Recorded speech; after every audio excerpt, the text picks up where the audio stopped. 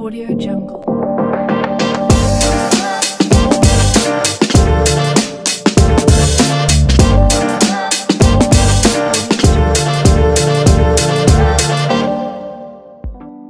Halo guys, selamat datang di Business Update bersama saya Jaya Wahidi dan saya Sarah Fidelia Wigaswanda.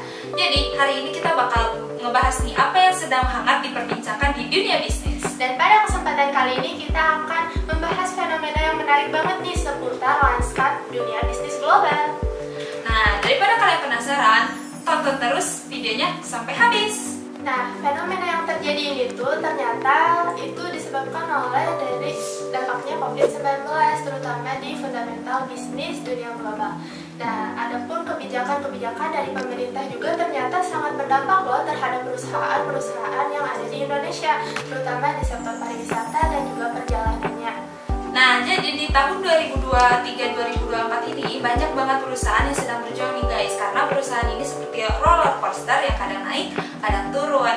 Nah, ingat juga biaya operasional, terus Biaya bahan baku, Iya. penggajian karyawan. nah itu tuh gak bisa diabaikan guys. Bahkan sekarang juga banyak perusahaan-perusahaan yang mikir dua kali gimana nih caranya memperluas pasar tapi tidak merugikan, tapi malah menguntungkan dan tidak mengeluarkan biaya yang sangat besar.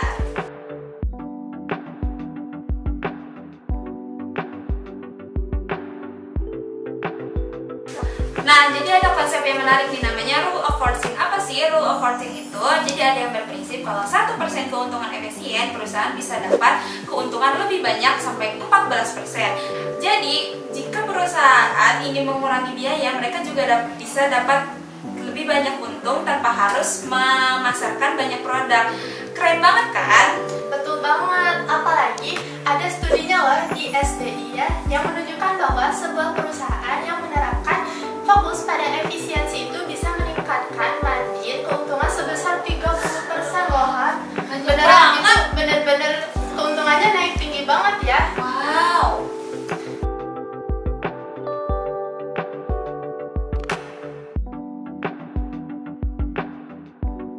Nah, tadi itu kan kita udah membahas tentang prinsip Rule of 14 yang itu tuh adalah prinsip tentang keefisienan. Sekarang kita mau membahas mengenai penjualan, mengenai biaya penjualan dan juga pemasaran. Tentunya sebuah perusahaan jika ingin memperluas pasarnya harus mengeluarkan biaya untuk iklan, benar kan?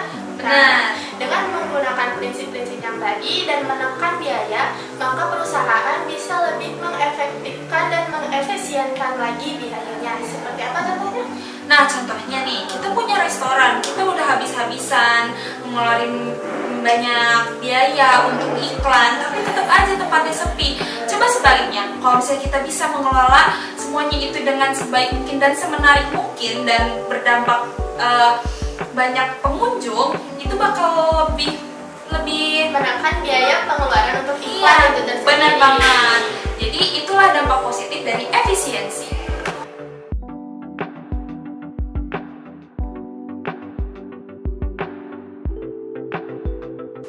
Tapi ada nih satu hal yang harus kita perhatikan. Apa sih? Yaitu penurunan efisiensi pada strategi go to market atau GTM. Nah, ini tuh berpengaruh banget sama perusahaan.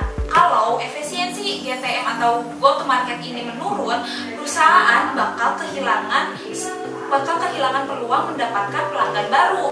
Misalnya, di dalam sebuah perusahaan terdapat tim penjualan. Jika tim penjualan tersebut ketika menjangkau para pelanggannya, mereka tidak bisa menggunakan keefisienan yang secara efektif dan efisien, maka mereka sama saja membuang-buang waktu, membuang-buang sumber daya yang ada. Dan di dalam membangun sebuah perusahaan, sumber daya dan juga waktu itu adalah dua hal yang berharga. Maka penting sekali bagi sebuah perusahaan untuk bisa meningkatkan keefisienan dalam GTM atau go to market.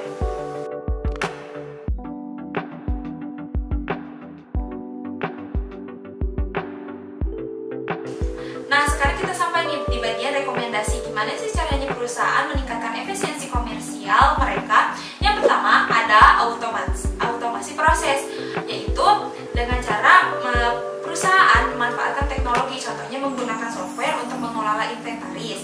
Terus yang kedua ada CRM untuk berkomunikasi dengan pelanggan. Nah, yang kedua ini ada analisis data. Analisis data analisis data ini bisa dimanfaatkan untuk mengetahui perilaku dari pelanggan dan tren pasar apa sih yang sedang ramai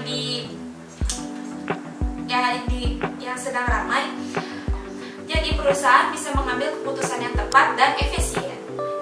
Lalu yang ketiga ada pelatihan karyawan. Ini tuh penting banget nih buat perusahaan untuk menginvestasikan modalnya sebagian agar para karyawan mendapatkan pelatihan dan bisa meningkatkan efisiensi kerjanya. Jadi kalau perusahaan punya karyawan yang terampil terus produktif, kan hasil kerja dari karyawannya juga pasti lebih baik. Lalu yang keempat itu ada kolaborasi antar tim. Nah, kolaborasi antar tim itu jadi bagaimana sebuah tim bisa saling sharing nih ide sama solusi yang mereka miliki, dengan tujuan jika mereka saling sharing kayak gitu, itu tuh bisa meningkatkan efisiensi dari kerja sama timnya juga. Lalu yang terakhir itu ada uji coba dan juga iterasi. Nah, uji coba dan iterasi itu penting banget buat perusahaan jika punya beberapa strategi. Kalau misalnya gagal satu, coba lagi yang lain, gagal yang kedua, coba lagi yang lain. Nah, makanya perusahaan harus punya banyak strategi. Jadi guys, itulah beberapa alasan kenapa perusahaan sekarang itu lebih memfokuskan kepada efisiensi daripada memperluas pasar. Dengan menghadapi tantangan-tantangan yang ada, perusahaan akan menemukan cara bagaimana bisa berkembang dan bertahan di zaman sekarang ini. Semoga yang kita sampaikan ini bermanfaat dan bisa menambah wawasan bagi kalian. Sampai jumpa di podcast selanjutnya. Audio Jungle.